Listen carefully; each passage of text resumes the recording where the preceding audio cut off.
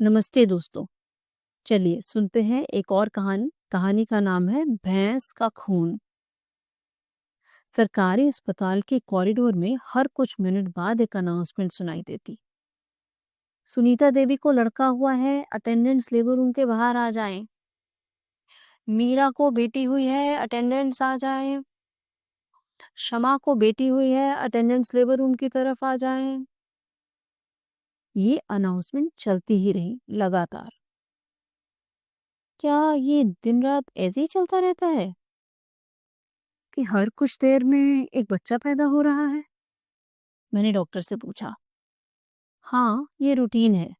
आज कुछ कम है, मोस्टली एक बार में 2-3 औरतों के नाम लिए जाते हैं और कई बार बेटा-बेटी में भी कंफ्यूजन हो जाता है।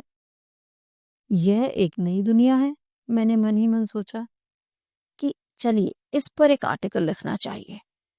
तब डॉक्टर बोली, अरे रिपोर्टर साहिबा, आपको आर्टिकल लिखना है तो एक और इंटरेस्टिंग चीज दिखाती हूँ। और हम दोनों लेबर रूम के बाहर एक बेंच पर बैठ गए। थोड़ी देर में एक अनाउंसमेंट हुई कि नेहा के अटेंडेंस लेबर रूम के बाहर आ जाएं। 5-6 लोगों का झुंड इकट्ठा हो गया। डॉक्टर उन्हें समझा रही थी कि पेशेंट का ब्लड बहुत बह गया है डिलीवरी में और एनीमिक होने के कारण उसे 2 बोतल खून की जरूरत है। कोई 2 लोग ब्लड डोनेट करने के लिए ब्लड बैंक चाहिए। ये फॉर्म साथ में लेकर जाइए। ब्लड का नाम सुनते ही भीड़ को चीरते हुए बूढ़ी सास सामने आकर बोली, हम कहाँ से लाएं खून?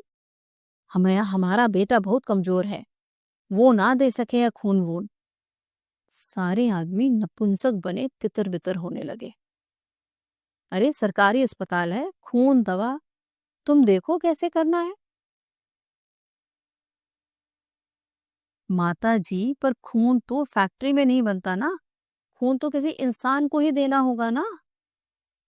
मोहे ना पतो ये सब। मेरे बेटा में बहुत कमजोरी है और इसके पिता को गठिया की बीमारी है। मरी के कोई भाई भी तो ना है जिसे खून दिवा देते।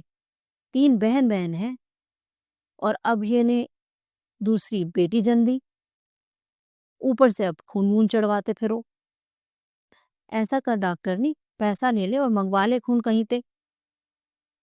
इंसान में खून चढ़ाने के लिए कोई इंसान ही खून देगा ना माता जी। किसी कुत्ते या भैंस का खून तो नहीं चढ़ा सकते।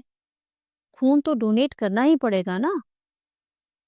अब सारे आदमी गायब हो गए थे और डॉक्टर उस महिला को सिंपल लॉजिक समझाने में लगी थी। डिलीवरी में बहुत ब्लड लॉस होने के कारण मरीज की हालत बहुत खराब थी और उसे अर्जेंटली ब्लड ट्रांसफ्यूजन की जरूरत थी। हर शरीर 3 महीने में नया खून बना लेता है, इसलिए हम हर 3 से 6 महीने में ब्लड डोनेट कर सकते हैं। इससे शरीर में कोई कमजोरी नहीं होती। काश ये बात सबकी समझ में आ जाए और हजारों लोगों की जानें बचाई जा सके। मगर माता जी सब कुछ समझने के बाद ना में सिर हिलाकर चल दी और बोली, हमारे पास ना है खून वून। फिर मिलते हैं एक नई कहानी के साथ। तब तक के लिए अपना ख्याल रखिए। It's doctor Aruna Kalra signing off.